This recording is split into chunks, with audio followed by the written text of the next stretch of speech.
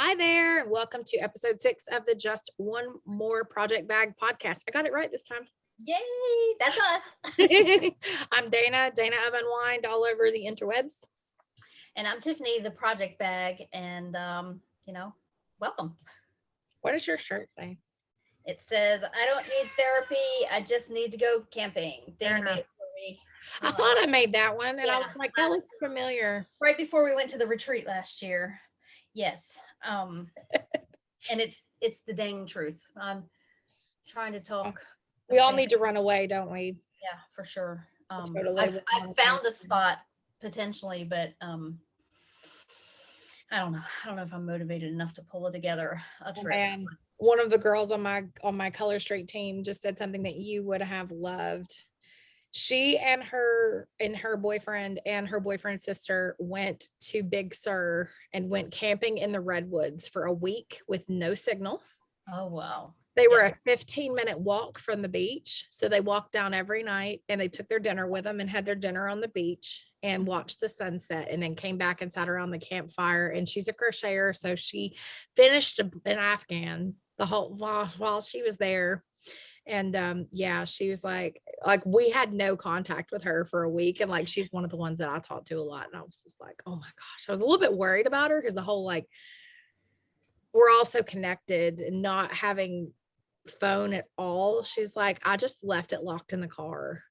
Wow. Well, if it doesn't work, it doesn't work. Yeah, exactly. There's no reason to take it if you're not using it for other reasons. She finished a couple of books and then an Afghan, started working on a tank top, like, all this stuff. And I thought the whole time she was talking about it, I was like, yeah, that sounds like Tiffany would really love that. Yeah. There's certain points when we're up in the Shenandoah National Park that, there's dead spots. And when we went camping there the last time, it was, we would hit a spot. We'd be driving along the drive where there was service, and all of a sudden you load, 18 messages. Everybody's phone just starts going bongy, bongy, bongy, bongy, bongy. But it was also, it was nice to not be accessible too, to be unplugged. Yeah. There are times when I would like to disappear, but, I feel like with older family members and with, a little kid, I feel like I can't really turn my phone off all that often. Yeah. Like, one of us needs to be reachable. So if we both couldn't be unreachable, but well. It kind of, that reminds me that the Small Town Murder podcast that we've both been listening to. Yeah. There was one where the host said something about, he says, it's like adults are not allowed to just run away. They run away and they're missing for one day, and all of a sudden the family's freaking out. He says, if I ever disappear for a day, just leave me be, because I've intentionally run away. Trust me. I've been watching way too many murder things and listening to way too many murder things. But one of the things that I saw, there's a show that I really like that's on the Discovery, it's on the Discovery Plus app. It's on the Investigation Discovery, and it's called People Investigates, and it's People magazine and stories that they've covered over the years. And one of the things that somebody on there that was like an FBI person said was 99% of the time when an adult goes missing, they just unplug and leave for a little bit because they're overwhelmed with their life. Like, that's the reason, with a minor, they'll move on it in 24 hours. But with an adult, they're like, you have freedom of movement. You have a bank account. You have a car. You have resources. Yes. Like, it's different when you're grown. Yeah. Than when you're a little kid. So. Yeah, it's a tricky thing because, but I'm also one of those people. It's like, I do not want to be caught in a position where my phone is off or it's inaccessible. Like, I like the security. It's like my security blanket. Even though I just, like, if I don't feel like it, I just want to answer calls. Yeah, right. You have that option too. Exactly. All right. So real quick, rest of our intro, since we just dove right into it, check out Tiffany's project bags at theprojectbag.etsy.com. Check out my cups and at unwindoriginals.etsy.com, or my Color Street nail polish strips at pamperednailsbydana.com. Although if you do that, go to the show notes and get Tiffany's referral link. That way she gets credit for your order. So we both appreciate it. Yes. All right. So what are you working on right now? Okay. Right now, Let me start with my sweater. Last time I talked about I was going to be starting the Center Street pullover, and I did. And I've got my body My gosh, finished. you so fast. This is You finished the body of a sweater just in time for it to be 90 degrees outside. it'll be all in preparation for the fall. No, we'll have a cold snap in a couple of weeks and you'll get to wear it for like a day. No whatsoever. I'm podcasting. So maybe I didn't make the hem quite long enough because it does want to roll up, but it also hasn't been blocked, so I'm not too concerned about that. But this is the front. It's just a plain stockinette front. Yeah. And then it's got a panel of a lace design on the back. Nice. And then here will be the underarm. Chris always calls those in a funny yet creepy way. And I hate to see you leave, but I love to watch you go. Shirt. Right, exactly. Because all the designs. Did you just spray a cat? I did. That was bad. I was like, quiet. Are we missing orchids or spraying pets? Like, this is real life. I know. Yeah, they legit today. They're legit. Yeah, he's getting pushy. He wants to go outside. He couldn't go outside yesterday because of the rain. So, and we weren't here. Yeah, true facts. Out. Yeah, that's what he was saying, but he can't say it right now. No, not the whole world doesn't want to hear him. He needs to not yell out at our viewers. They can't help him out. Right. Poor dude. So yes, so the body is just hanging out, and we went to North Carolina yesterday, a day trip to pick up a car that my husband bought, and I got one sleeve finished, and then I'm currently working on the second. Wow. I think I've got, I don't know, 70 some rounds or something until I'm finished with that. Did you lengthen like we discussed? Or? Yes. I think it called for it to be 17 inches, and I went to 19 and a quarter. Wow. Yeah. Well, and I've never done, I guess, I don't know, would you call this an applied sleeve? It's a set-in sleeve. Okay. But I've done that once. I think my Lady Marple sweater was done that way, where you knit the sleeve up and then you graft it in. Yeah. Yes. It's honestly, I find it easier just to bind off and sew it in personally, because then it gives it the stability of having that seam so it doesn't droop. It helps give it something to hold it up. Yeah. Plus, it's easier to mess with ease when you're not trying to graft. There's no way to change the ease when you're grafting. Yeah. You want the ease down here and not at the top. Like, you're supposed to start at the midpoint of the shoulder and work the ease down at about 1.5 inches right there. Mm-hmm. Yeah. I don't know. This whole sweater has got me a little nervous.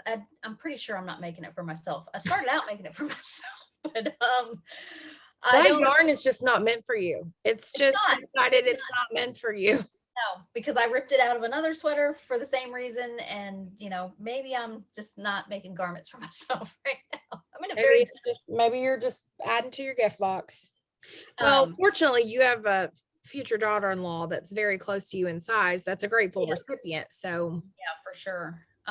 She's a good choice about that. But I just couldn't figure out the way. I have a hard time picturing things unless I get in it and actually start doing it. I was reading the directions. I read them a couple different times, and I looked at the pictures of the finished ones, and I still just couldn't make heads or tails of where it was going to hit. So yeah. So I thought I would just, it would always be better to be a little bit longer than that way I'm not constantly tugging on it. True.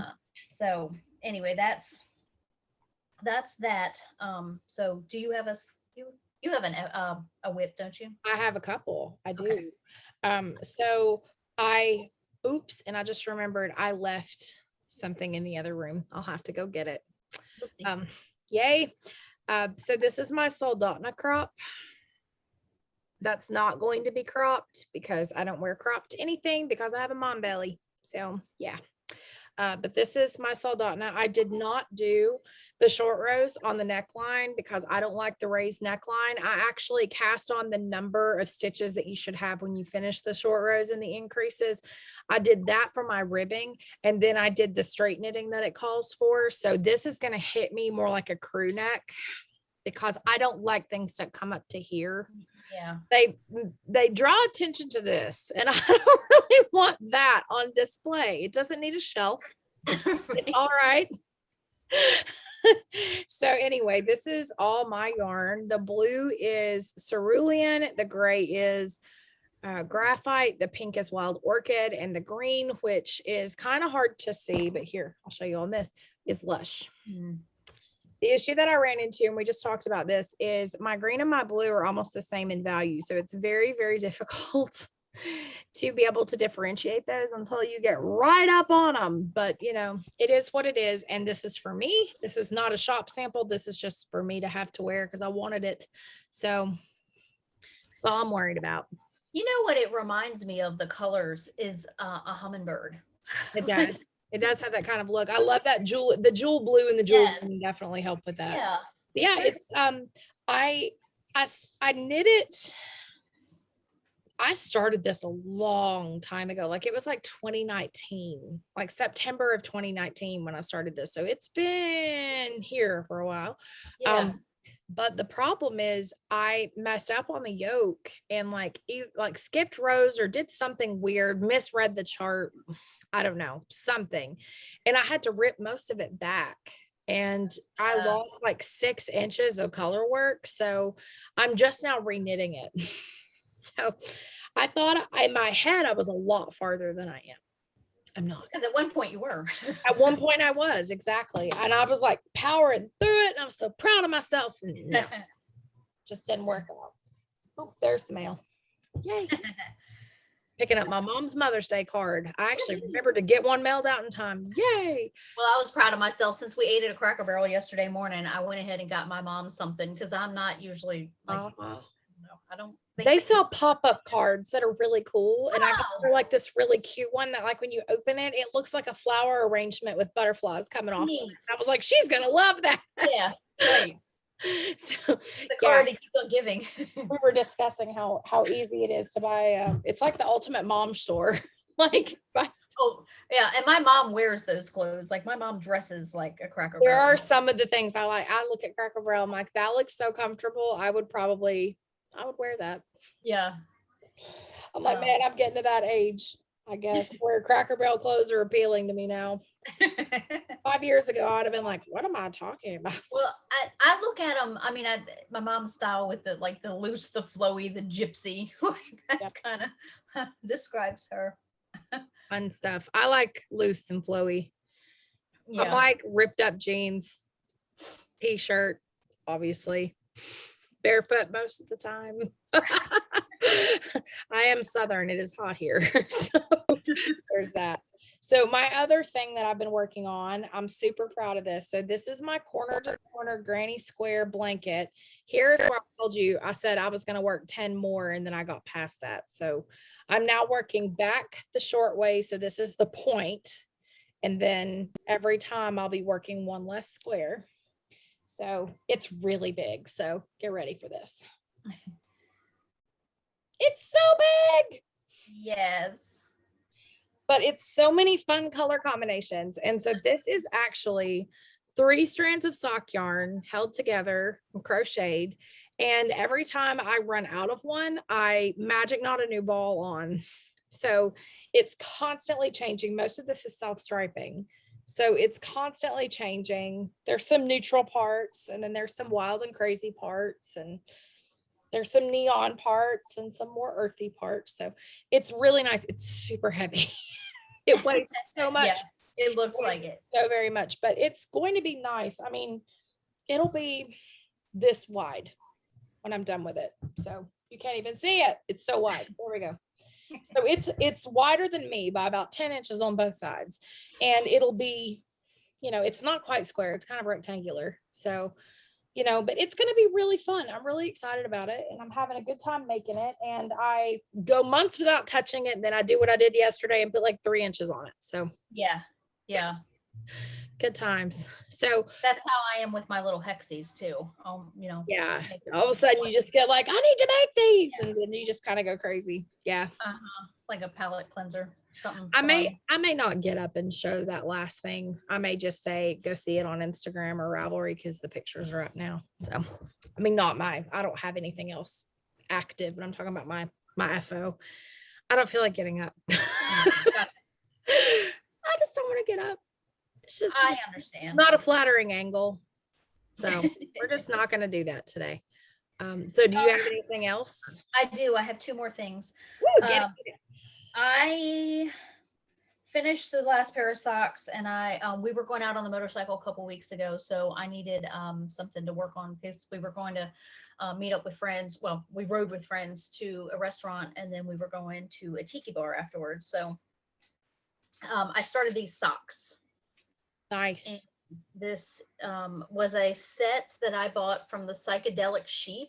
Abigail is the name of the dyer, and I've followed her on Instagram, or we followed, interacted with each other on Instagram for a long time. Mhm.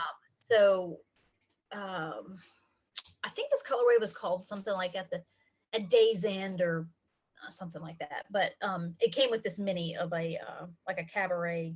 It's called Cabaret, so it's a darker Cabaret or Cabernet? Cabernet. There you go. I told you. I was just curious. Yeah. No, I'm not very bright today at all. That's all right. You're pretty. You're pretty. Yeah. Having a pretty day. Extremely stunning. I couldn't get my act together. I'm just like kept forgetting things. Ugh, I don't know. Anyway, I was in a bad mood, so it was just like we took our time to ease in today. Right. I didn't know what version of of me anyone was going to get today. But I went ahead and did the heel Monday night because I had thought that maybe I'd take this with us on the trip yesterday, but I only took the sleeve because I knew that would force me to work on it. So need to get it done. Anyway, so now this is ready to pick back up and get back in the round and go on with the foot. So but this is the yarn, and nice. Yeah, I like it. And then the other thing I have underway right now is a spinning project. I'm working on my woolly winder, which is like the most phenomenal invention ever. This is BFL silk that I got in Amish country probably 3-4 years ago. Really? There's two yarn shops that I know of, right in the heart of Amish country. One's in Intercourse. I know that for sure. It's in the Kitchen Kettle Village. Hard to forget. There's some interesting names up there. There's Blue Ball, Intercourse. I know I'm forgetting one or two more. Actual Frustration. Right. Pennsylvania. But that one's called Lancaster Yarn Shop. We just turned our first adult tag. Well, up and out. It ain't that bad. Yeah, right. But the Lancaster Yarn Shop doesn't carry, I think she carries a small amount of fiber, but there's one just down the road called Labadee Looms. I think they're still in business. I haven't been up there in a couple of years now, but she's got looms, of course, and spinning wheels and all that. So she has more fiber. Nice.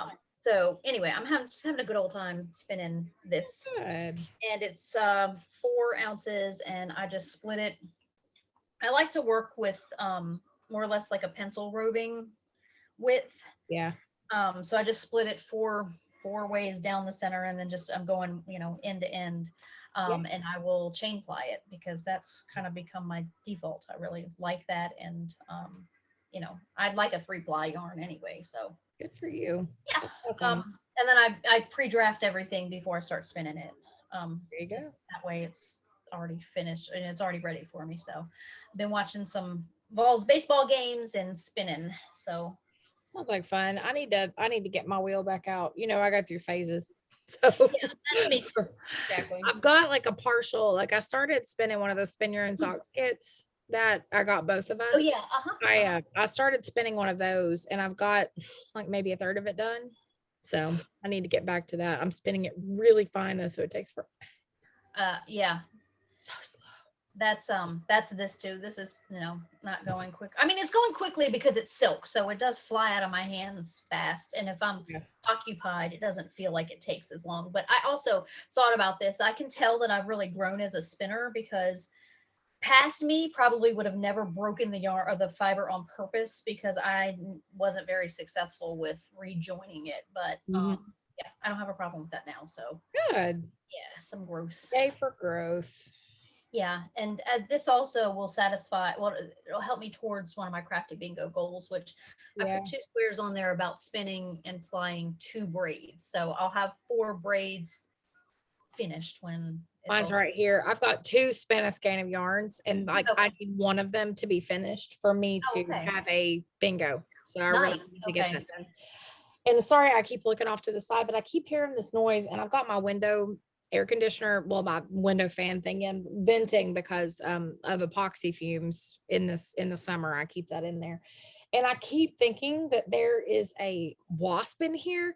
And what it is there's a hummingbird right outside of my window. And I keep hearing the wings and thinking it's a bee.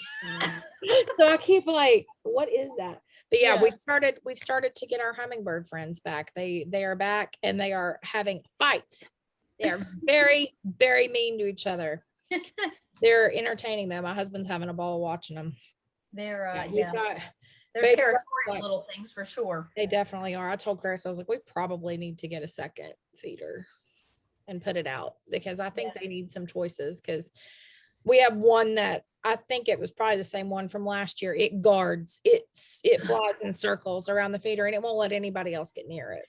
And the other one's like trying to get in and running it off, and they chase each other all day. And yeah, it's crazy, but yeah, it's kind of fun. So as far as FOs, I did finish Madeline's Shasta Daisy Tea, the one that I talked about last time. I basically knit the majority of that thing in 5 days. Woo. Like, my hands were so sore. I could not knit for 3 days after. And I'm not a person who marathon knits anymore, because I don't allow myself to be in a position where deadlines become a big problem. But they had originally said spring pictures will be kindergarten graduation pictures and a class picture. And I thought, well, in a class picture, does it matter as much about what she wears? And then they were like, no, but we're going to have spring individual too. And I'm like, crap. So I got it done. It looked great. There's pictures on Instagram. There's pictures on Ravelry if you want to see it. It's in her room, or I'd go get it, and I don't really want to get up. So there's that. Yeah, it's out there if you want to look at it. It is, and it was really cute, and I used all but maybe a half a ball of the yarn that I had set aside for it. That's so a win too. It was like 560 yards is roughly what I used for it, and I knit it really long. And I did that on purpose because I knit, she's a 6X, and the sizes were 6 or 8. So I knit the 8, and it's like 1.5 inches too wide at least for her in the body. So I blocked it long, so it's kind of tunicky right now. But, as she gets bigger, when I wash it, I can block it wider, and it becomes more of a shirt. So that's the beauty of it. But it looks really cute, and it's great with her coloring. The colorway is called Peaches, and the yarn is a discontinued Plymouth yarn called Sarah Superwash, and it's like a peach color that looks like it's had paint flecked at it. So it's like, it's more than speckles. It's like big flecks of color, but it's really fun. She loved it. And of course, it softened. It was already soft, but it softened up so nicely when I washed it. And I actually finished it in time to wash it and for real block it, not just spritz it and pray. So it laid nicely. When I first put it on her, Chris was like, it looks like a potato sack, Dana. And I was like, give me a chance. When I block it, it'll look better. And then when I put it on her, he was like, oh yeah, that looks great. I'm like, trust in the process. Husband of the knitter. You should know by now. I don't what it comes off and it's looking like is not what the end product is going to look like. He's goofy. But anyway, so I did finish that. And then I finished they're pretty. Jelly Bean socks. So this is the Jelly Bean colorway from Knit Picks, and then this was a Kirby Werby mini skein that I knit the heels on 4 different pairs of socks with, and I saved this just for the podcast. This is how much I had left. I mean, we're talking hair of my chinny chin chin. It almost didn't happen, but yeah, they turned out really cute. They're very springy and fun. I did not use the official Rose City Rollers pattern, but that's basically what this is. But I always do a short row garter heel. So I'm very proud of these. They're very cute. So this was my contribution for the sock knitting marathon that Vicky Bird Designs was running in April, because I finished them on April 30th. So there you go. My contribution. I'm proud of them. They're cute. Yes, they are. All right. So let me do your last one. I don't know. Oh, there it is. I found my last one. Okay. I only have 2 this time. One is a knitting project, and it's little, but I've been working on that sweater. So I think I was working on this last time. I'm pretty sure it was. It's the another hat for a kiddo, where I was holding a DK weight double or sport weight. I can't remember. It's an acrylic from Mary Maxim, I think. Okay. So that's finished, and it's nice and dense. So I'm adding that to my growing pile. I put that as one of my crafty bingo goals for this year, was to make 5, and this is number 2 or 3. I can't remember which. So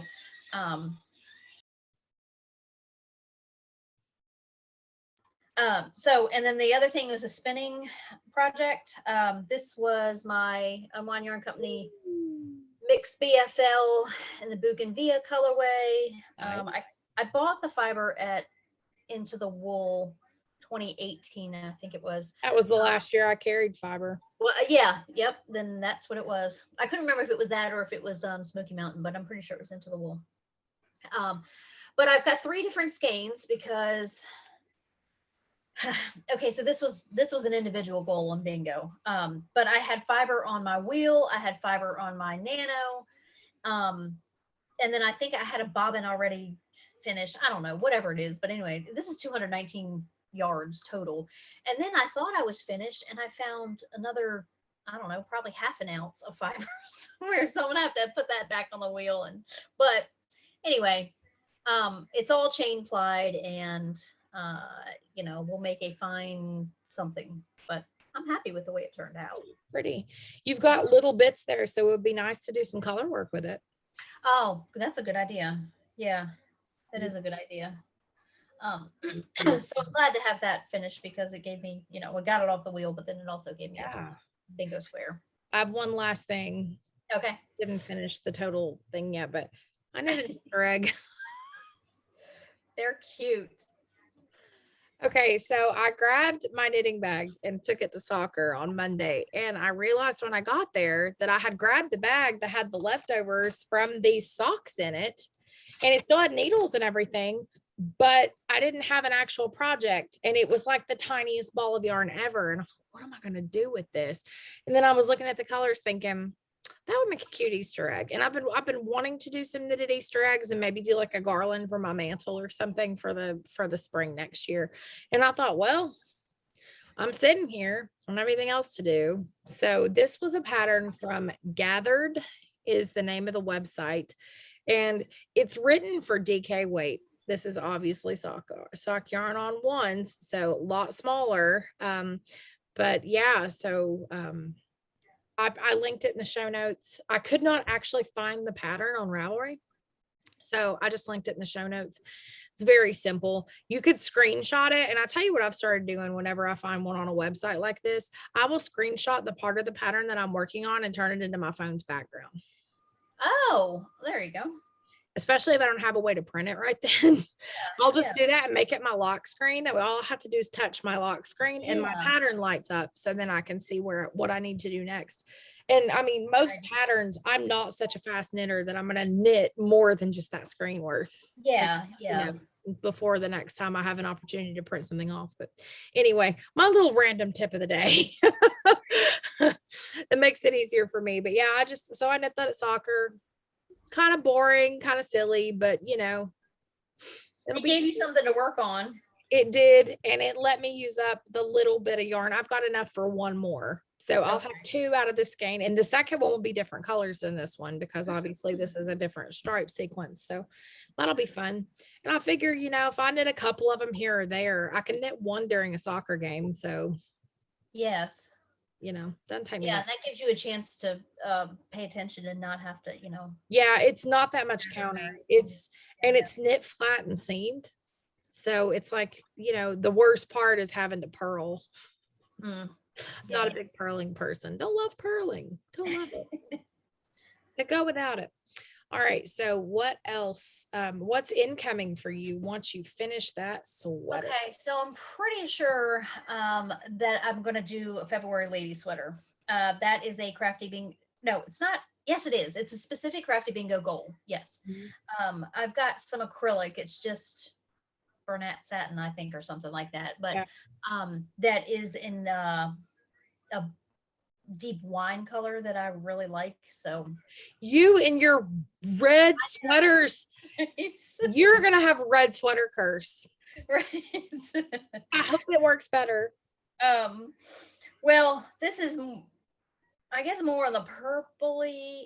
Honestly, I can't remember. It's been a while since I've seen it. It's over in the storage unit. But you knit, you've knit a February lady before, haven't you? I have. The first one I made, it was the very first garment I ever made, and it was I was in the My Other Hobby Swap group, and we were really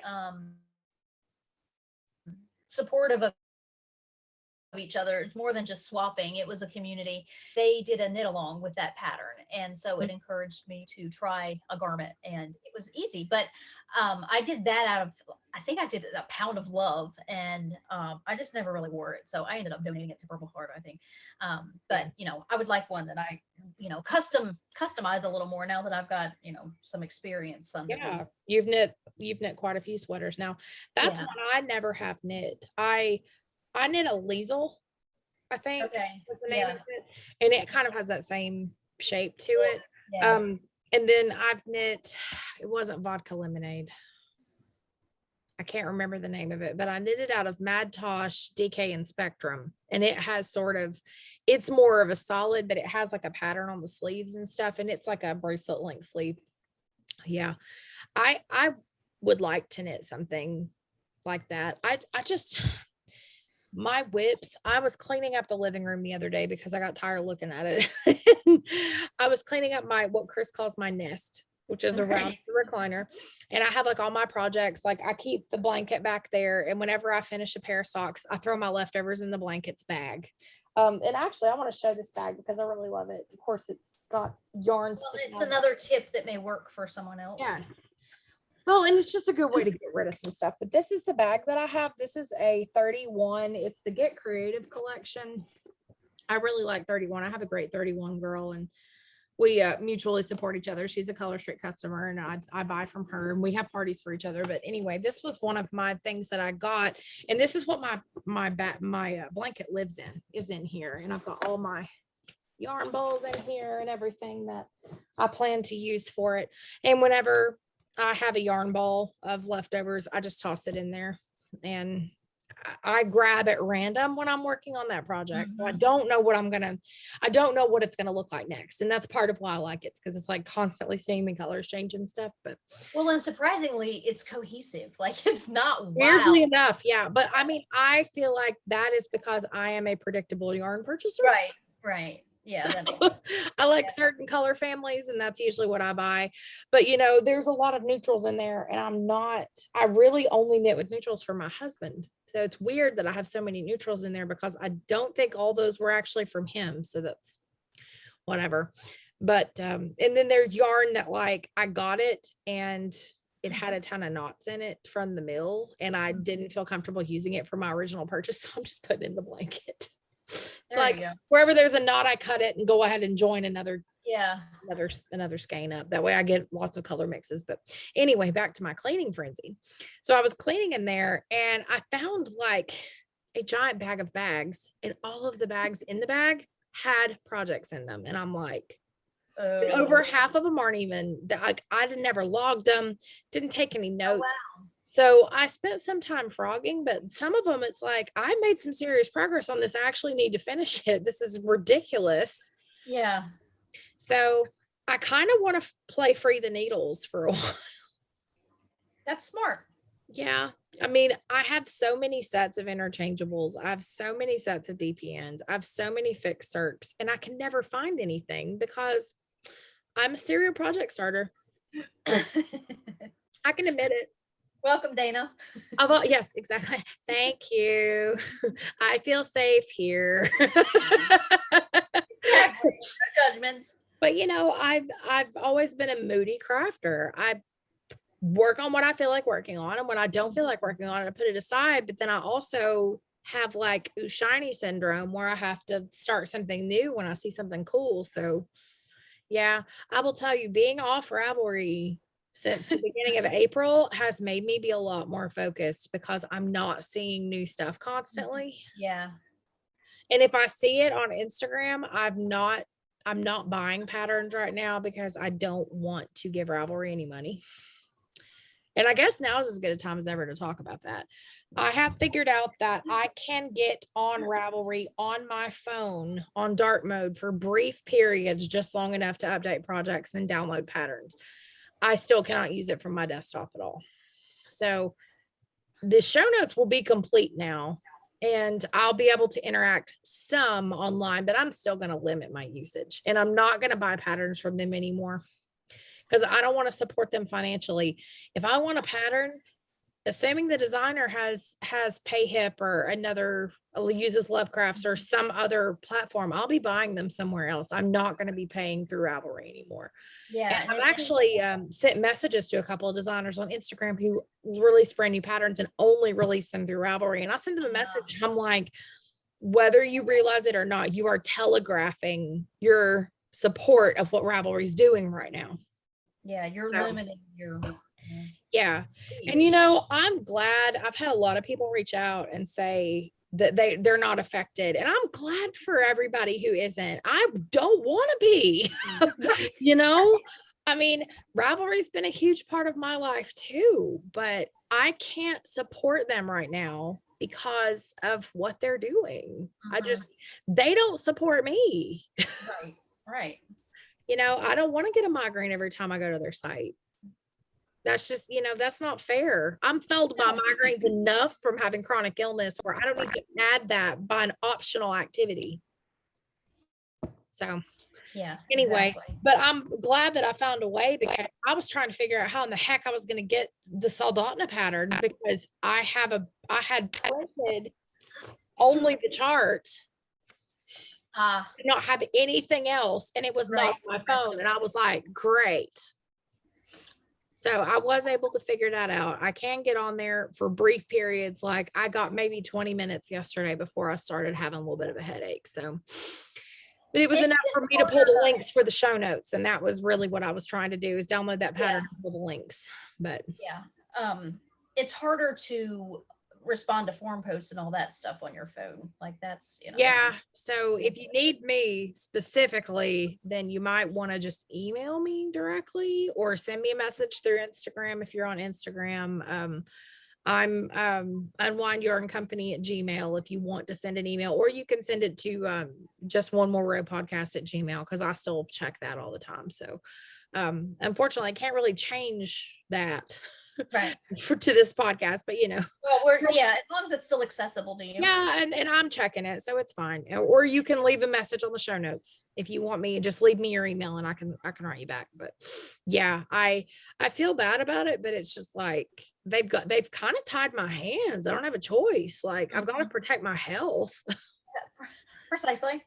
Anyway, but yeah, so long story short, I want to work on some whips, and now that I can access my patterns in limited time periods, then hopefully I'll be able to get some whips done and get some things down. But I have so many beautiful patterns in my library stash. I'm really like, I kind of want to work on some stuff that I fell in love with when it came out, and maybe make some things. Cross some fingers. Yeah. I mean, I'm not making any promises because like I said, I'm flighty. Boot strike. legs. Well, I'll just have to wait and see what happens with me. Yeah. Okay. That's just how it always seems to work. Exactly. So, and you're going to be working on some more hats for kiddos. Yes, go ahead and probably cast on another one, and that can also, because these socks can take a back seat for a while, but Yeah. I need to have there's a deadline for the hats. And we are technically still doing NICU noggins too. Yes. Mm-hmm. So, and I don't think we talked about that in a bit, but we are planning on trying to do a donation. Of course, it won't be as big as normal because we're not having the retreat, but I'd like to give them something. Of course, I think last year we gave them so many that they're going to be working. They probably are okay through most of this year. Hopefully. Haven't heard from them yet. Usually they let me know when they're starting to run low, and they've not said anything. So yeah. All right. Well, we have had a request for a segment, and we are nothing if not eager to please. So we want to do Maker's Moment this week, and we want to talk about cross stitch because we know that several people who follow us have gotten back into cross stitch or getting into cross stitch for the first time. And Tiffany and I go in spurts. Like, we do it a whole lot, and then we don't for a while, and then we do it a whole lot, and and of course this year's been really big for me stitching wise. So we've had some requests. We had a request for somebody who wanted to talk about how we organize our cross stitch supplies, how any tips and tricks we have, a list of resources as far as kits and patterns, and some if we know of any podcasts that cover cross stitch that someone might want to watch. So first of all, Tiffany and I both use a floss organizer, one of these boxes, which you can get these at Walmart, you can get them at Joann's, at Michael's. Michael's doesn't, at least my Michael's here doesn't have as much by cross stitch as Joann's does, but you can get these are pretty common, and you can also get them on Amazon, which I did link in the show notes, and it comes with floss bobbins if you buy it from Amazon, which this is a floss bobbin, and you can get these that are DMC branded. I recommend buying off brand because the DMC one, you're paying for the name, and they're the exact same thing. So how I do with mine is I write the number of the floss on the corner, and they're in here in number. They're in number. Mm-hmm. That way I can find what I'm looking for quickly. This is actually my box that is specifically for the Harry Potter Stitch Your Own Adventure. This is only the outlining and the first clue, and well, the frame and the border and the first clue. This will I'll probably outgrow this by the time I finish this piece, but for now, these are not very expensive. And of course, once you've made one, like, you can reuse it for another project, or have all of your floss in there by order if you're one of those people who just really loves to collect floss, which I can admit I like to collect floss. It's pretty. But these are really good.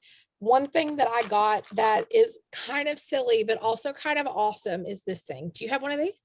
No, I don't. I've seen them. Yeah. You can actually put them on your box. And I don't know if I can do this one-handed. Let's see. Here. It fits on your box. I can't do it one-handed. I'm going to throw my box in the floor along with everything that's in it. Then they will not be in number order any longer. There it goes. I got it. Okay. There it went.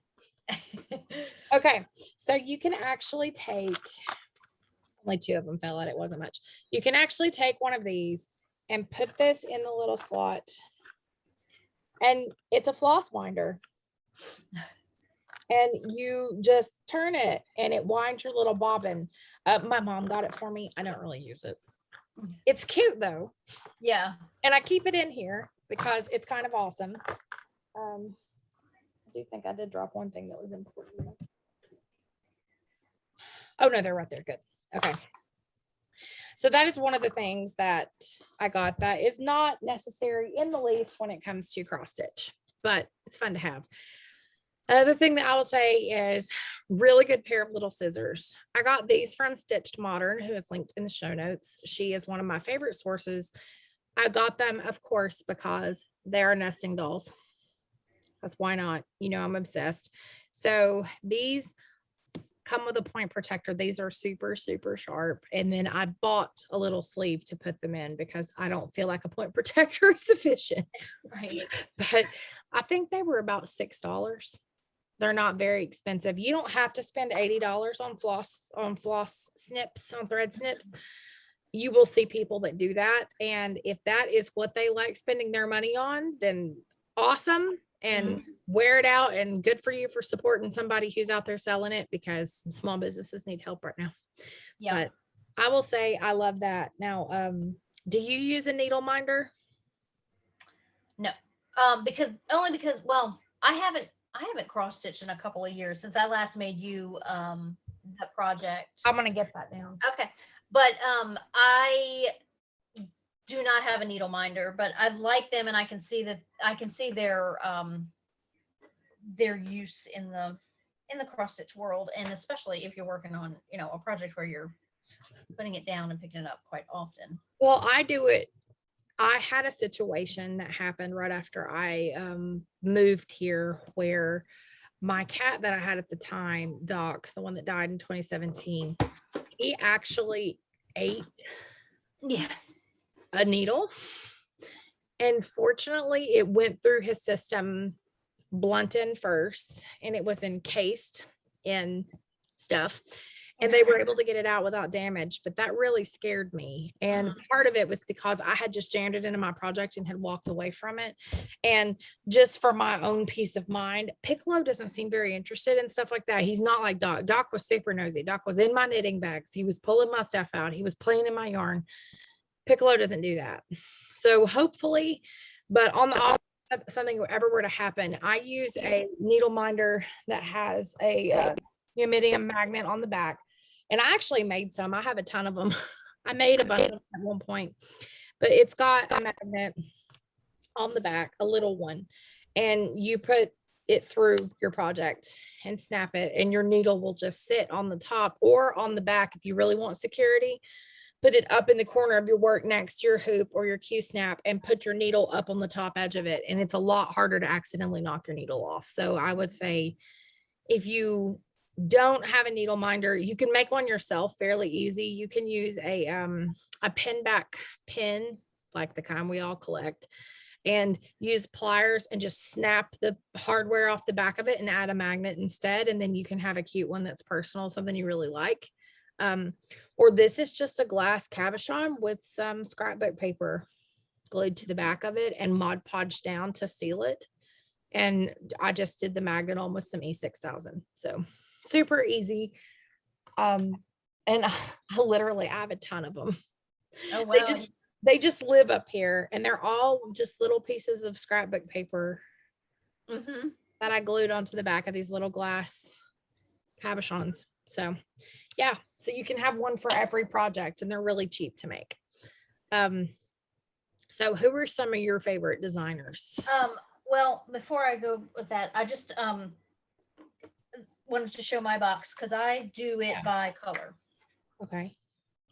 And I have saved the little tag. Yeah. And then just tucked it behind the floss. Okay.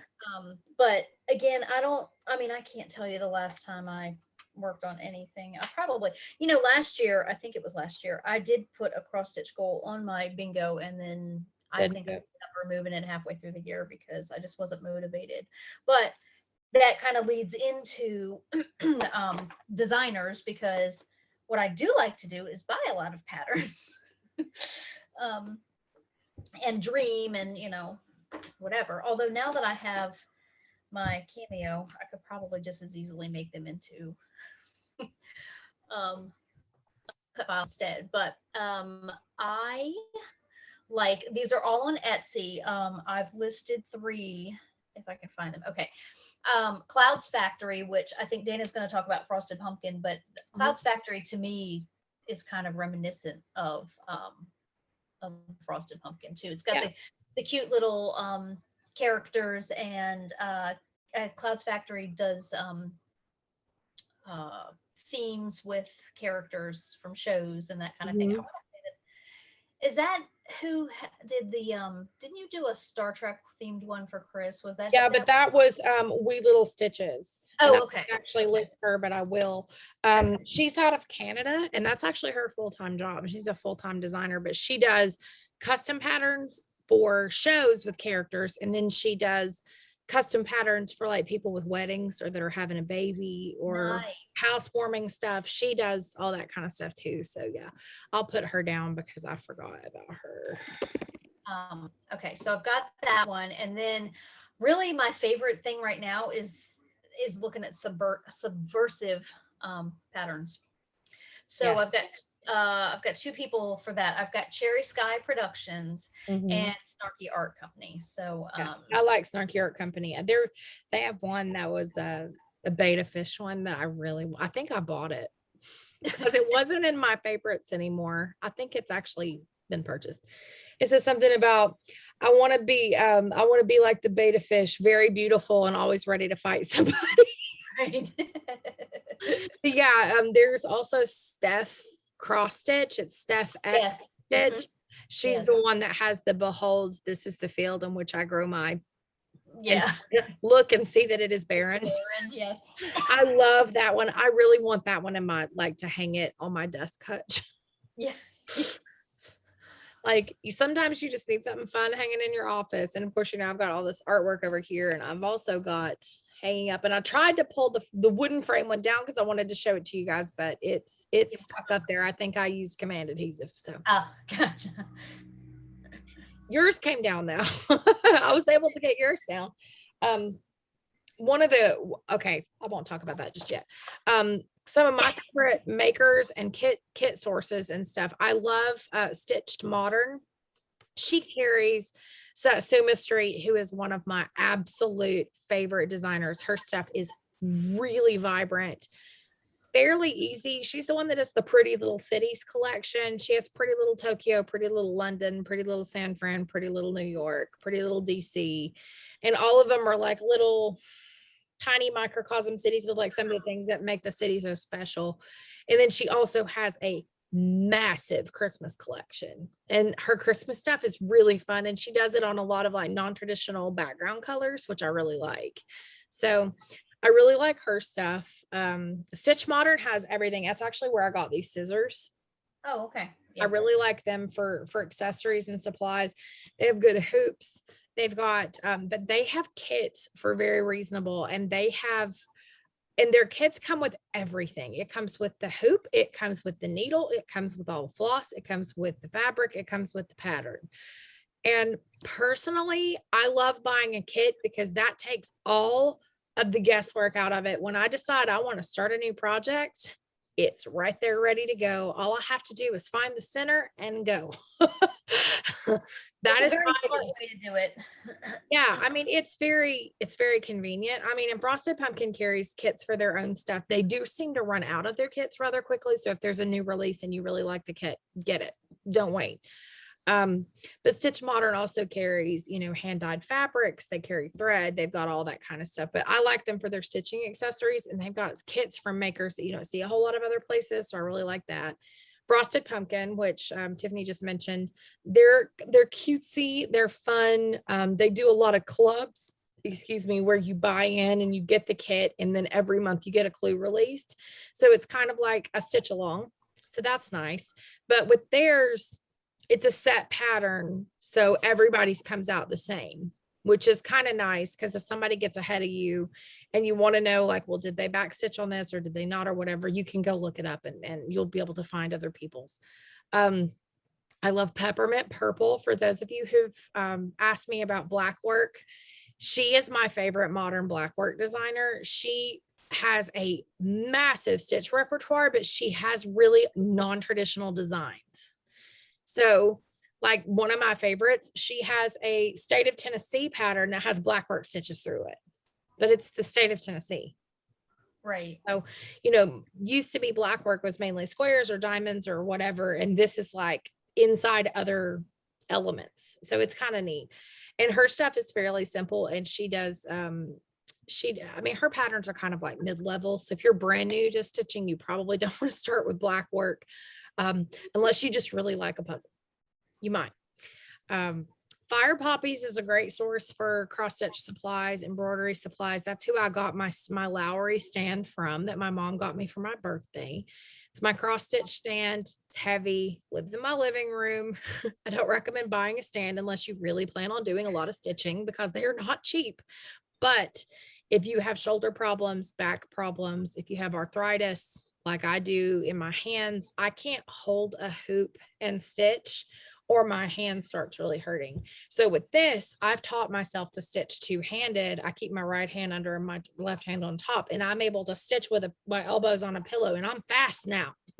So that's good when you've got, a big piece you're working on or on a deadline. But there's lots of places out there to buy stuff. There's lots of indie makers on Etsy. Just be careful that when you go to buy a pattern on Etsy, that you search the internet for that pattern to make sure that that's actually that person's pattern. There is a rash of pattern thieving right now on Etsy and actually just listing things in general. And sometimes they're fake listings, and sometimes somebody has stolen someone's pattern and just changed to put their name on it. So do your research. If you buy on Etsy, if you buy through one of these other places that we've listed, you're not going to have that problem. But, just keep an eye on that because I've seen some really shady stuff, and Etsy's not really doing much to help the seller. It's unfortunate. Now we did have a request for podcasts we like about stitching, and I'll be honest, I don't watch stitching podcasts, but Tiffany thought of two, so I'm gonna let her talk about that.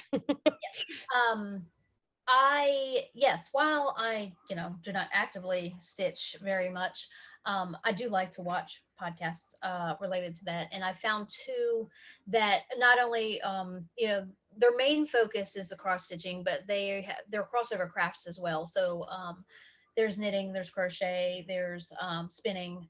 So both of these ladies do that. One is Pam's Crafty Corner. She's in Newfoundland, up in Canada, and fun accent then. Yeah, very fun accent. And she also has a secondary podcast that she started. I think she's 11 or 12 episodes in, that is true crime related. She covers an episode, she covers a case per episode, and it's just her telling the story, and then she's doing some kind of craft, and the craft changes with every episode. It's like that girl we used to watch that did her makeup while she talked about. Yeah, precisely. So there's been some stitching. There's been, that she was knitting. Her husband wanted, oh my gosh, it was like a 70s tastic looking cardigan thing, or maybe she just made him one, but she crocheted it rather than knit it because she could figure out the patterning for that easier. Yeah. But anyway, but what I like about her too is that she's been cross stitching a very long time and has techniques. I was telling Dana that, really, I'm self-taught. I got a pamphlet from the craft store and, went from there. In fact, one of my very first projects, it was when I worked at the hair salon, and I was probably 21, 22. Mm-hmm. No, maybe I was younger than that because I left when I was that age. But anyway, 19, 20, whatever. And I was trying to work a project, and I was giving a manicure to one of my regular clients, and I was saying something about how I was getting into cross stitch. I said, but how hard it was to pull the floss through the what is the cloth, Ada. Thank you. Yes. And so as it turned out, I was trying to pull all 6 strands through instead of separating them. And so she was able to talk me through, making it easier on myself. Because at that time, that was 2000 or so. And so I didn't, I really didn't know to look on the internet for that kind of thing. Now I just go to YouTube. I learned when I was really young. I think my mom started me on needlework when I was maybe 6. I was probably Madeline's age. And I actually my grandfather got it from my dad, my old needlework basket. Oh. And I've got it downstairs, and I found some of my very first pieces in there, and oh my gosh, my tension. Must have been pulling it through, because they're like buckled and tiny, and obviously I was using too many strands and all that, but I was also trying to stitch on what looks like about 18 count. Okay.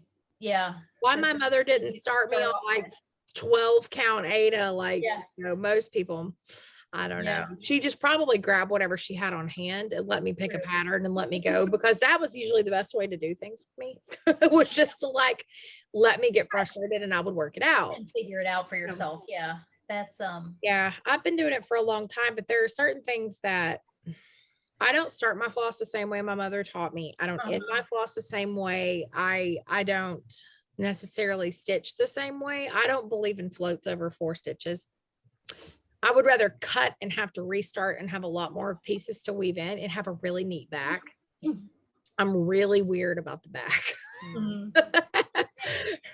Everybody laughs at me about that, but I mean, it's true. It's easier to frame when it's flatter, and your tension tends to be better if you're not. It's like with knitting, your tension tends to be better if you're not taking yarn a really long way from one stitch to the next. So it's the same thing with cross stitch. So but I don't really watch floss tube. I've just kind of picked it up from like watching other people's projects progress on Instagram and on their podcasts and stuff. Like there are some people that I've watched before that have done needlework, and I've learned little things along the way, but I think a lot of it's just trial and error. Yeah. Does it look good? Does it not look good? Linen is tricky. If you're new, do not get linen to start with. Linen, you usually are having to go over 2 threads and cross stitch over 2 instead of just 1. And so counting becomes a lot more tricky. And with most linen, it is not perfectly evenly woven like Ada is.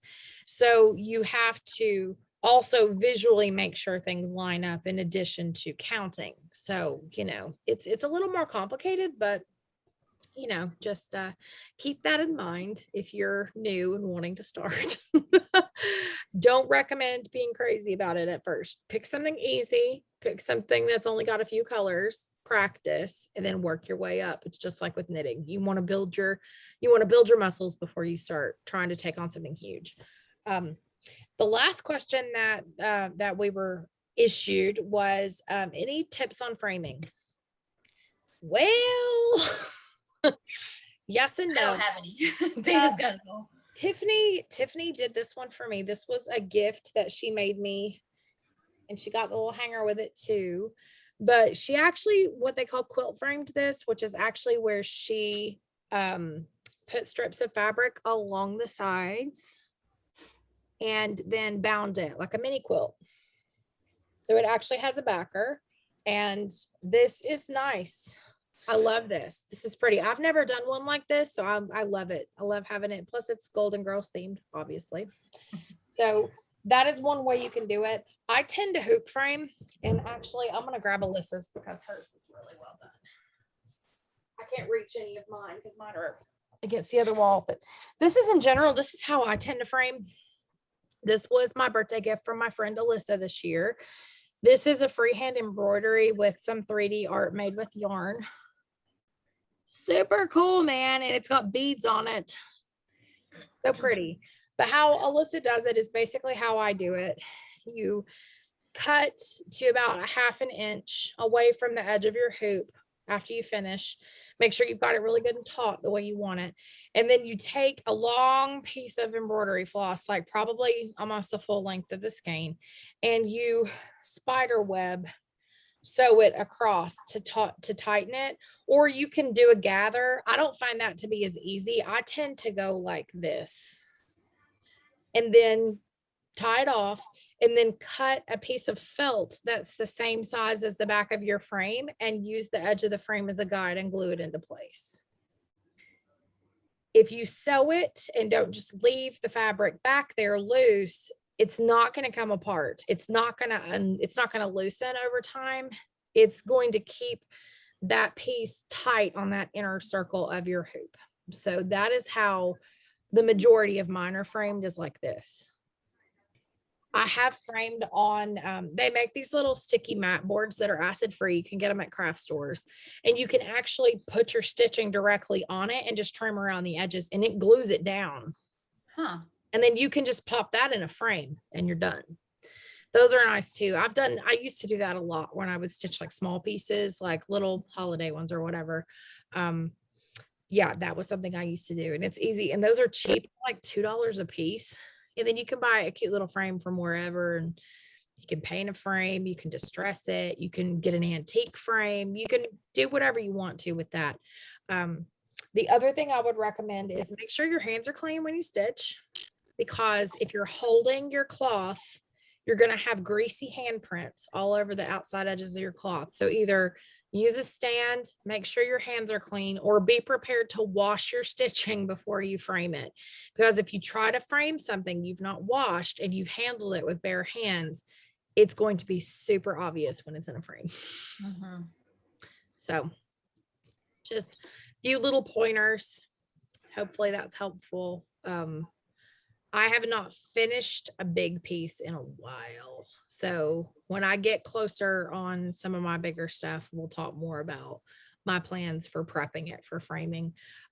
You can also have the option, if you have a big enough piece, if you really want to make sure that it's done well and you've got the money to do it, if you take it to a professional needlework framer, you won't be sorry, because they make heirlooms out of all the time you put into that piece. So just a thought. I plan to do that with my Harry Potter one and probably my Blackwork one as well. Mm-hmm. I want to make sure that those, and plus that way too, if they're a weird shape, a professional framer can make a frame to fit. So you get exactly what you want with that versus trying to have to figure out a way to make it work with something you can find commercially. So, but yeah. Yeah. So that's my advice on cross stitch. If anybody has any more questions, we're not experts, but we're happy to try to help you if we can. Just let us know. Just send us a message. Yeah. I guess I do have one more thing because I want to show a couple of cups off. Oh yeah, and I think of one thing I could add to Maker's Moment. Okay. Well, go ahead. You go ahead. Okay. Just when I went in there to grab my spinning, I saw the bag of fabric. I think I said last time that my mom's getting married in June, and she asked me if I would be willing to make bags for each attendant. So bags. Like well, no, like she's got like a staging area that she's going to put everybody's wedding clothes in, and she wanted a bag, like a drawstring bag, to put shoes and accessories. Oh, a shoe bag. Okay. Yeah, precisely, something like that.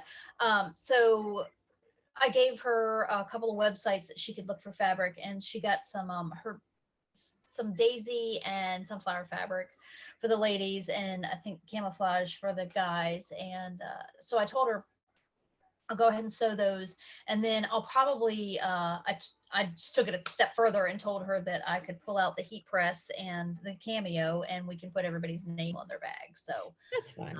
Yeah. Unfortunately, she got the wrong ribbon. I told her grosgrain ribbon.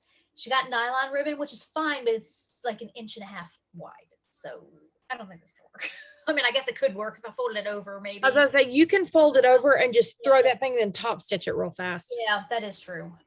Because and that way too, you could fold the ends in and actually make this really nice. That way they don't fray too. Yeah, that's true. I think what drew her was the color, because it kind of matches along with the, I don't know. Trying. Yeah. It's hard when a non-crafter buys you crafts. Yeah, exactly. And I mean, she'd be okay if I said, because that's what she told me. She said, if you can't use it, just, let me know, but I can make it work. Yeah, as I was saying, I would just top stitch that. I would top stitch it in a color that also coordinates. I wouldn't even try to match thread. I'd make it a design feature. Yeah, right. She doesn't have so many attendants that would be like that much extra 18 work. bags total that I have to make. Yeah, but what are you talking about? Like maybe a yard per bag of top stitching? You can throw that through real fast. Yeah, for sure. You don't even have to pin that. Just hold it. No, just hold it. Yeah. Well, I'd probably press it, and then go from there. Just put on a ball game. Yeah, right. Oh well, the baseball's still going on, and then the NBA finals or semifinals, whatever, getting ready to happen, and then WNBA starts back up. So yeah, I'll have plenty of entertaining things. Plus, I'm so behind on all the podcasts that I'm listening to, and all the books that we're supposed to be finishing. Oh my gosh. I'm now like even for the year on Goodreads. Well, we'll talk about it. Let me finish this and then we'll talk about it. Okay. So I tried epoxy on glass. Not my favorite technique, not, but really cool effect. It is. And it really looks neat. This is alcohol ink in epoxy on a glass. I made these, this week is teacher appreciation week. And so I made these for the principal and the paraprofessional for Madeline's classroom. And then I did something else for her teacher. This one was originally supposed to be for her teacher, but then I did something else that was kind of big. And I was like, I really don't want to make this be like weird. So there's doing enough and then there's doing too much. And I think I would have probably gone overboard if I'd done this too, but this is fun. I really like it. I may keep it, I may sell it, I may give it away. I don't really know what I'm going to do with it, but anyway, kind of fun. So that's one thing. And then you've seen this one on text, but I've not posted this anywhere yet. So I made the decal myself. So it says sit outside, listen to the stars, catch fireflies. It's got fireflies all over it. Now, this is a mason jar, so it's going to have a mason jar lid.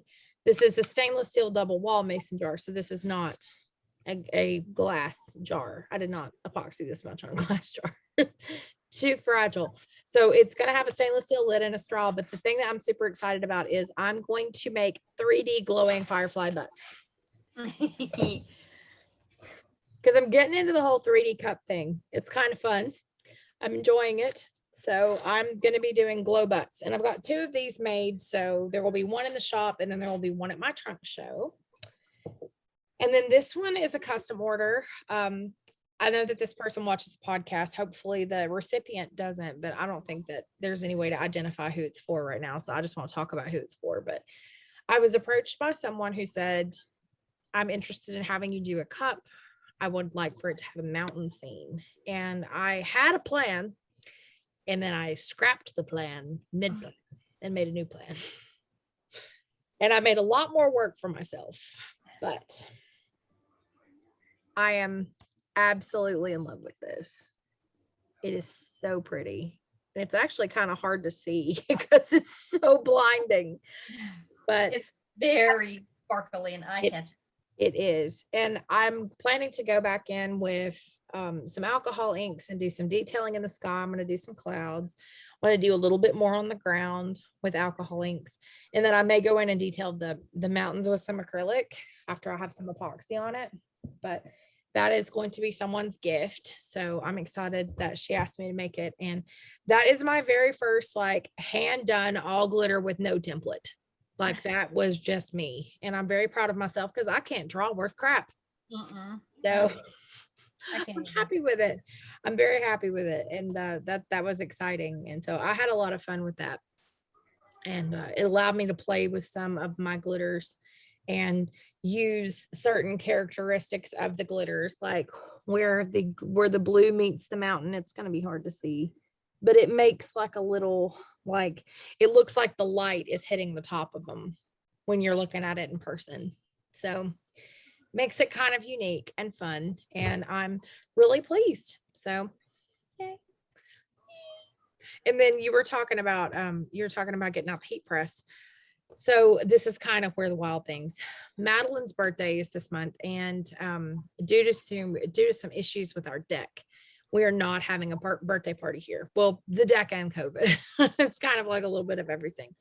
So she wants a fancy steak dinner. So that's what we're going to do for her birthday, is take her out somewhere nice for a steak dinner with the grandparents. But her birthday is the last week of school. So since we're not having a party, I wanted to do something for her classmates. So I got some pencil bags, some cotton canvas pencil bags off of Amazon, and the teacher has given me the list of everybody's first names. So I'm going to press their names onto their bags. And then I got them some Crayola markers. Have you heard of that? They sell this. I didn't even know this until like this year. They sell a classroom pack of Crayola products where it's like 40 crayons of blue, 40 crayons of green. Well, they have it with markers too, and it's 20 of each color, and there's 17 kids in the class. So I'm like, well, that's perfect. Yes. So I'm doing those. And then I got design your own slap bracelets that are white that you can color with the markers. So that's going in there too. Fun. So I thought that would be really fun. And it's something pretty simple. And the bags were like $32 for 40 of those bags. So I thought I could use those bags for other things purposes. later too. Yeah. I'll have them forever because that's a lot of bags. But I've got so much glitter and colored and printed like heat transfer vinyl. I'm gonna like do some fun stuff with that. So that's going to be my big project that I'm going to have probably next week to finish, is to try to get at least the bags put together next week. So yay, fun times. So what you reading? I'm not. Your podcast listening. So yes, I am. And really it is just Small Town Murder. I'll throw in an SEC football podcast here and there in between, but I'm so far behind even on those. Like I watched the NFL draft all last weekend, and I have no idea what the podcast hosts are going to be saying about the 36 SEC players that were drafted. So anyway, I think it was 36. Now that I'm saying that, I'm down to myself, but whatever it was the the number of any conference. So anyway, but it's Small Town Murder all the time. I'm listening to them currently at 2 times the speed just because they do tend to drag it out a little bit sometimes. Well, Mom and I, we went to Raleigh weekend before last, and I was telling her about it, and there was one particular episode, I don't remember which one it was, that I told her that I thought that she would really like. I couldn't believe the story. It was so wild and crazy that I knew that she would enjoy it too. So we listened to that, and we started out, I think I had them on 1.5 speed, and she asked me to knock it back. So I had to listen to them at regular speed. I just thought, this will never end because I'm so used to hearing them sped up. I listened to them on 1.25. Okay. See, I have the Downcast app, and I can't, it goes from 1 to 1.5 to 2. I use Overcast, and it goes like 1, 1.25, 1.5, 1 3/4, 2. And I think it goes all the way up to 3. I can't imagine why you'd want to listen to anyone on 3. Right. Everybody sounds like the chipmunks on 3. Yeah. No, 2 is my max. I can't go faster than 2, but 2 I can keep up with, because then it turns a 2.5-hour podcast into, the longest one I've listened to so far from them was like 1 hour and 15 minutes. They get longer. I think once they upped their Patreon donations and that kind of thing, because that part, I will say with them, as soon as the podcast comes on, I hit jump 30 seconds 3 times, because that gets them through their like us on iTunes, subscribe, give us money, blah, blah, blah. And then I always fast forward 3 times through their commercials. And it drives me crazy, because like at the 2nd or 3rd episode, they were like, well, we're never going to have commercials. And now it's like so often, it's really starting to irritate me. Yeah. So I just make sure to just bump, and then I'm past it, and it's better. And then I never listen to like the last 5 minutes, because all it is them asking for money. Well, they read their list of Patreon supporters, and so yeah. And I mean, I appreciate that, but it's like, that's why you get a website, man. Yeah. I don't. But what am I? 100. I'm on a episode 110 or something. Holy, you really are going. And I listened to. I'm on 32 now. I listen all day long. Yeah. Because they also, I know that I want to get into their other podcast too, which is Crime and Sports, which is pretty much the same premise as Small Town Murder, except it's themed around, an idiot. And it's not all murder. Like Small Town Murder is all murder. Yeah. And just I'm gonna give their blurb at the beginning. Mm-hmm. If you don't believe that there is ever anything funny about murder, then you do not need to try those. Guys, don't do it. Offended by like off-color jokes or like they make fun. They don't make fun of the victims. They don't make fun of the victims' families, assuming the victim's family is not the one that killed them. Right. They don't make fun of the victims. They don't make fun of the victims' families. But they make fun of the police force, and they always make fun of the killer. I mean, so if you don't like that type of humor, kind of gallows humor, then do not listen to this podcast. And if you cannot handle some pretty gory descriptions and some stuff happens to kids and to old people, which that's like two of my biggest triggers is kids and old people. And a lot happens to kids and a lot happens to old people. And they don't always tell you that that's what's coming. So just heads up, know that it happens. And if you're sensitive to that, don't listen to this podcast. Yeah. We don't want you to be sad. But if you're a little macabre like me and Tiffany, apparently Tiffany's discovering that side of herself now. I've always known I had it. She's learning. Well, I used to be more bothered than I am now. Like I don't know. You're getting a little jaded. Yeah, I'm 40 now. So apparently everything's changing for you now. Yeah, everything's changing. All of it. Yeah. I mean, it's a good podcast. They really do a lot of research, but they also, like, I don't know, they can be abrasive. Mm-hmm. There's times when they're really abrasive, but and they really make fun of the South. And as somebody who's lived here my whole life and has always gotten made fun of for my accent and for the size of the town I grew up in, my hometown is too big for them to have even covered a murder there, because they cap at 20,000. They will not cover a murder in a town of more than 20,000 people. And my hometown was like almost 40 when I was growing up. So, we're a little bit bigger than that. And having been made fun of my whole life for the size of town I came from and the way that I sound, I'm like, dude. I just listened to the one where he did his hometown, and he came down harder on them than I heard him. Oh yeah, they make fun of their own people. Like one of them considers himself white trash, and he makes fun of people he considers white trash. And the other one's Italian, and he is so brutal to Italians, which, having married into an Italian family, I can tell you, he's legit. Legit. They're that way. At least my family is. But anyway, it's an interesting podcast. The premise is really, because it gives you the chance to visit other parts of the country, and they do like a full-blown census report at the beginning. Like they talk about the economic breakdown, how many people, how many square miles, how much the average real estate is, what their education levels are, what the income levels are. Like you get a lot of the background information about the area, so you can kind of picture in your head what it would be like before you hear about the crime.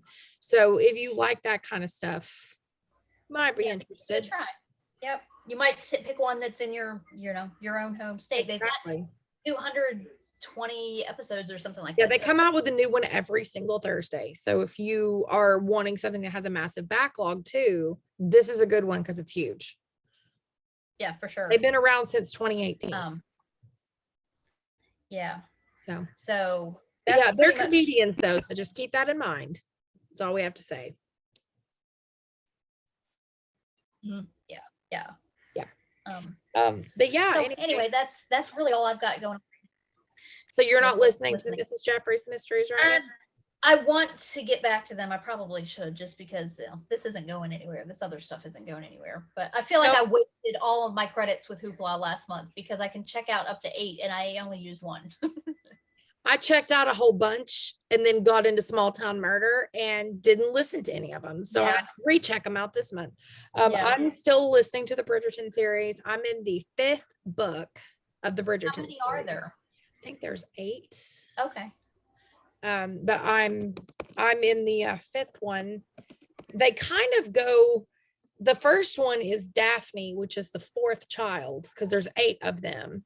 Okay. And the first one is about Daphne, but after that it goes back to the first kid, Anthony, and then it goes to Benedict, and then it goes to Colin, and now I'm on Eloise. So now I'm in the 5th child. So, and then there's 3 more after that. So, and then there's like side novels. So, and she wrote epilogues that in the audiobooks that are carried on Hoopla, the epilogues are on there. So it kind of leads you into the next book, because it usually is information about the next book, but sometimes it kind of spoilers the next book a little bit too. So it's kind of a weird choice, but anyway, finishing the 5th book, probably tomorrow I'll have it done. So they're about 15 hours each. So I just listened like 3 days and it's over. Right. And I always listen at car pickup, even if I did nothing but watch Investigation Discovery all day. I will sit there on my computer on my lap, watch murder shows and do paperwork, and then go pick up my kid and listen to the Bridgertons. Right. And the Bridgertons are kind of smutty. And there was this one day I got there super early and there was this really loud sex scene and I kept turning it down, down, down, down, down. And there's like parents sitting there with the windows open. And I'm like, they're going to be like, she's listening to porn and pickup line. And I wasn't. I was listening to the Bridgertons, which is kind of the same thing, but we're not going to split hairs there. No comments, whoever's in the background. That's what, yeah. Kent is yawning very loudly. I don't even know why he's awake. It's not even 1 o'clock yet. What in the world? I know, right? He's an early bird today. All right. So what are you wearing on your nails? I pulled a retired set. It is Sunset Boulevard, and I think, right? Does that sound right? Okay. Yeah. Yeah. That was like 2 summers ago, wasn't it? I don't know, but I really like it. The pretty color. But I'm gonna I'll probably be changing because it's starting to lift just at the cuticles and stuff. So I saw somebody do that one with Palm Before the Storm over it for a Hawaii trip, and it was like so nice. Yeah. So pretty. I've got some new I got some new sets in the mail the other day. So inspired by a manicure that I had seen on Pinterest. So I maybe, we'll get into that. Maybe. Well, I'm wearing, last week we had a throwback release, and the set that I'm wearing under is called Ice Castles, and it's like a blue with blue on blue tonal glitter, but it also has some little hollow glitters, and you can't really see them that good. You can kind of see a little bit, but I've used the clear Mermaid You Look overlay that was in the spring collection, which you can make anything into mermaid nails with that one. But I really love this one. It kind of reminds me a little bit of Atlantis, which was one of the colors that was, it was like this in one strip when I was first started with Color Street. But Ice Castle is actually from before my time. That was in the initial release in June of 2017. And it was retired by the time I started in March of 2018. So I've never worn it before. So I loved it. Yeah, it's flashy, like the whole, It is. And I love blue anyway. I've always loved blue nails. And so, yeah, I'm really happy with it. Of course, been taking my collagen. So my nails are like growing like crazy. I just cut them down 2 weeks ago and they're already past my fingertips again. So I have to cut them down again or they'll start going through gloves. Yeah, you don't want that. Happens. Yeah, I don't want epoxy all over my hands. It's not fun. So where the wild things are, this weekend, last weekend, actually on May 1st was my grandfather's 93rd birthday. So this weekend, my cousin is throwing him a party at his house in the carport, and we're going to go up a little early and take our easy up tent and help add some extra space to spread everybody out and probably bring our tables and stuff too. And yeah, we're going to have him a birthday party so that it'll be fun. And my child has not met a lot of the family that's going to be there. So that's going to be really nice. So she's going to get to meet some cousins. And we haven't told her yet. We told her we're probably going to go see Papa, but we've not told her that there's going to be a party. Okay. Because I will have to answer 10,000 questions. Oh yeah, for sure. Yeah. So we're gonna be up there just for the day this weekend. And then we're also going to be planting our garden this weekend. And I'm so excited. Finally, everything is ready and everything is really grown. And I have way too many tomatoes. I'm probably going to have to go buy a couple more planters because I could not give all my tomatoes away. I did manage to sneak 2 people tomatoes that said that they didn't want tomatoes, and I gave them tomatoes anyway because I'm that guy. But I gave them the heirloom ones, the yellow pears. So I'm like, yes, they're gonna be happy they have those in the end. Like, yeah, something different that you've never had. They will not have had them, I guarantee. Right. So that part I'm totally fine with. But I bought some extra planters last weekend. I got another rail planter from my herbs, and I got 5 self-watering pots. Home Depot had these like 1 gallon size, I guess they're gallon size, planters that have a self-watering bottom. You actually just pour the water into the bottom. It's got a dip where you pour the water in and it wicks it up into the plant. So you don't have to worry about. Kind of like an African violet pot. Kind of, Like, yeah. Except these are for vegetables and they were only like $7. And so Nice. I bought a few of them and I thought, well, that'll be good because my deck's going to be planted up. Like I'm going to have stuff everywhere. It's going to look like a jungle. Right. Chris is like, do you know how many tomatoes we have? I said, we have 7 varieties. And he's like, yeah, but do you know how many we have? And I said, well, no. He's like, we have 17 tomato plants, Dana. And I said, I bought canning jars, Chris. And he goes, okay, as long as you're ready for that. Well, and every Friday you can hand some over to the in-laws, or Saturday Yeah. when you. Oh, I'll be like, anybody want a tomato? Like there may be a produce stand in my front yard. I don't really know. One of my neighbors does that. Oh yeah, with the overflow. Yeah, they do that. They have like a little they like have the little things and they say put $3 in the pole and they have like a PVC pipe that has a hole in it. You shove the money in there and I guess they take the cap off and dump it out at the end of the day. It's pretty funny. That is funny.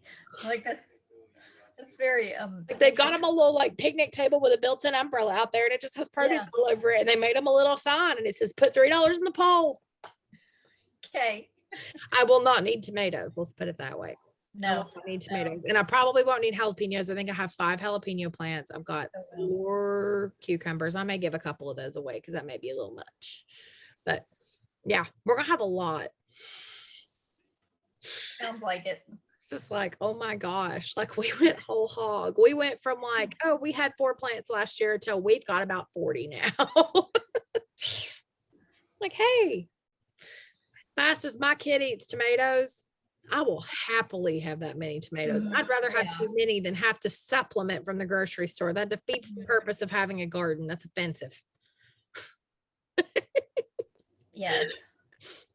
Oh Lord. But anyway, so what's going on with your wild things? Anything? Nothing really. Okay. Except that it's getting ready to be Kent's 20th birthday next week. How is he 20? And I know. So I don't know what we'll end up doing. When is his birthday? Next week? It's a work.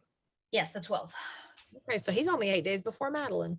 Yeah. So I remember the first time I ever met him was on video chat with you when he was like making it rain with dollar bills in the background. Right.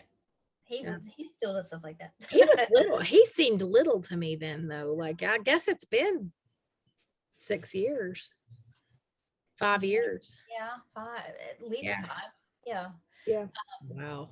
Yeah. So, well, he was little too. Like he shot up in the last. Now, all of a sudden, his voice dropped and he grew and all that. It was like it took forever, and then all of a sudden, it was like overnight. He's the tallest person in our household. That's amazing.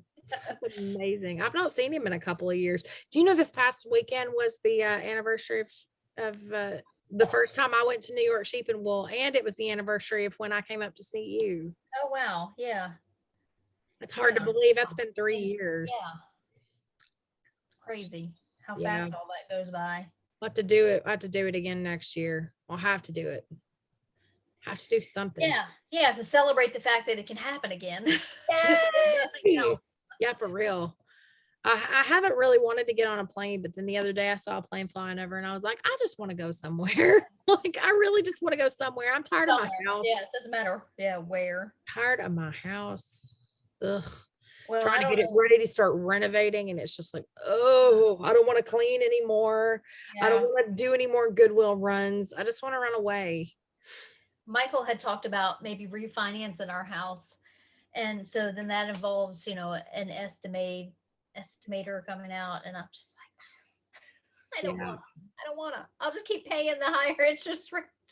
Yeah, I mean, we're having to do it. We don't have a choice, and it's just like, oh my gosh, like we're refinancing and trying to renovate with the intention of selling in a couple of years, and it's not a good time to be doing any of that. Well, refinancing, it's a great time, but any kind of renovation, no.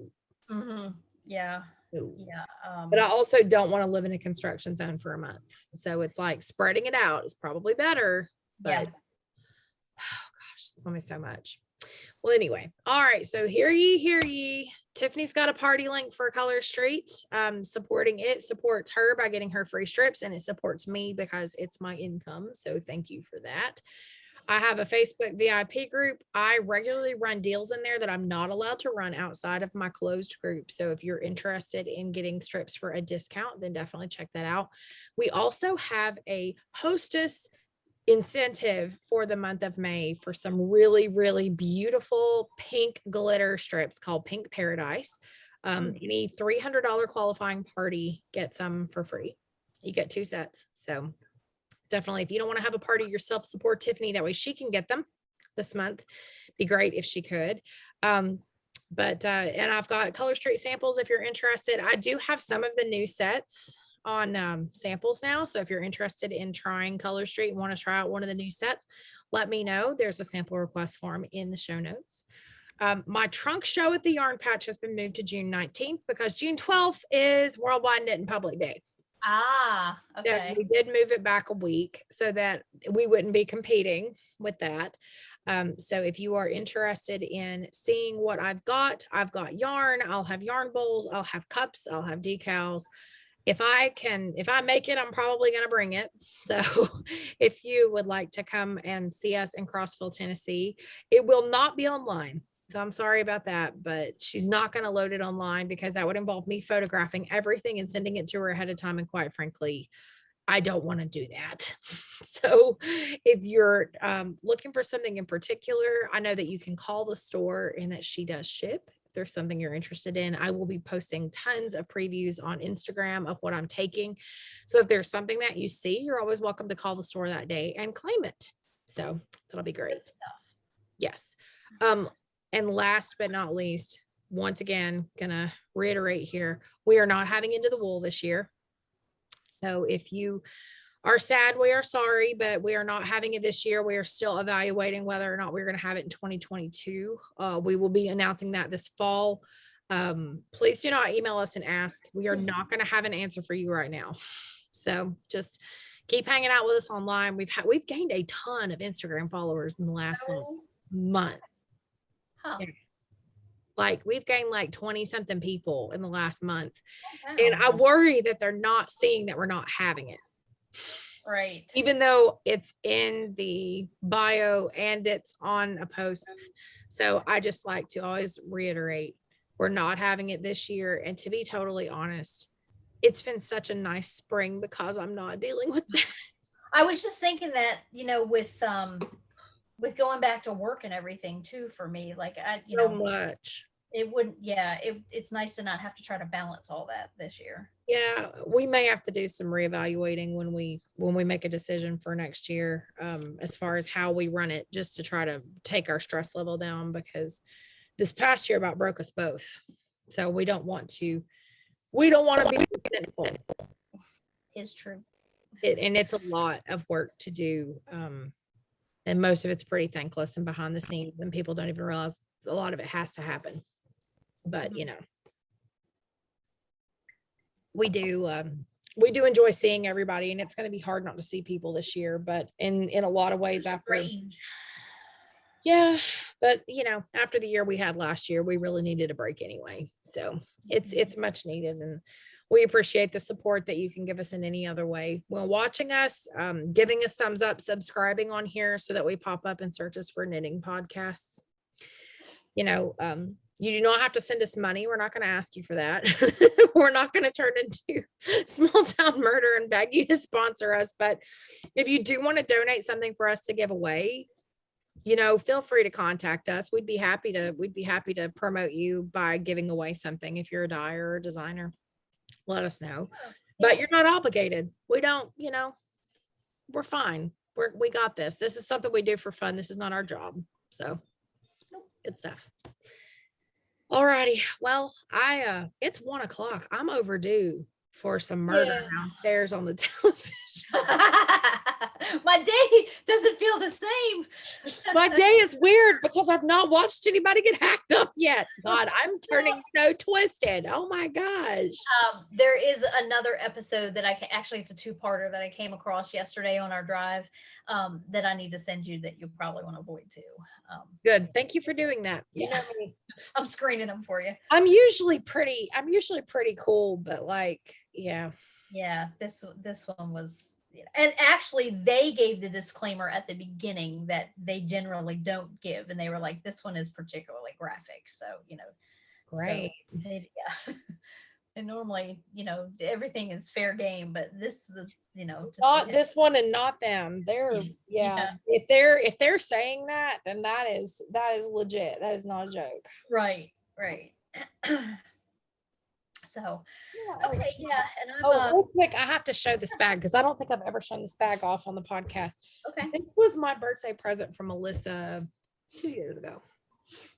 She made me this project bag, and it's mostly one fabric, but it's embroidered in little bits all over. This is a separate strip, the green, but she did little embroidery all over it, and she embroidered the handle with ribbon. She's so good about mixed media. Like, she really is. She's very talented. But this is the bag that my sweater lives in. Yeah, I love it. It's so pretty and it's so different. Like nobody has a bag like mine. Most certainly. And I have some of Alyssa's handiwork as well. I've got some watercolors, and I have a pen that she made me out of seed beads. She's very talented. She really is. So good. I keep telling her to open up an Etsy shop. She should. I wish. I second that idea. Yes, we'll go bully her now. No, it's just I've got 4 of the 150 gram things of my DK. So I have to have a bag this big or I can't fit a sweater. So. It's super fun. I love it. It makes me happy. And now I'm putting it away. Yay! It went away. Well, just a bunch of stuff just fell off my table back there. Whoops. As long as it's not a cup. No, it wasn't a cup. No, they're all pretty sturdy sitting there right now. But oh my goodness. Thanks for watching, everybody. Hope you had a nice time. Thanks for visiting with us. And in the month of June, participate in our just finish it already.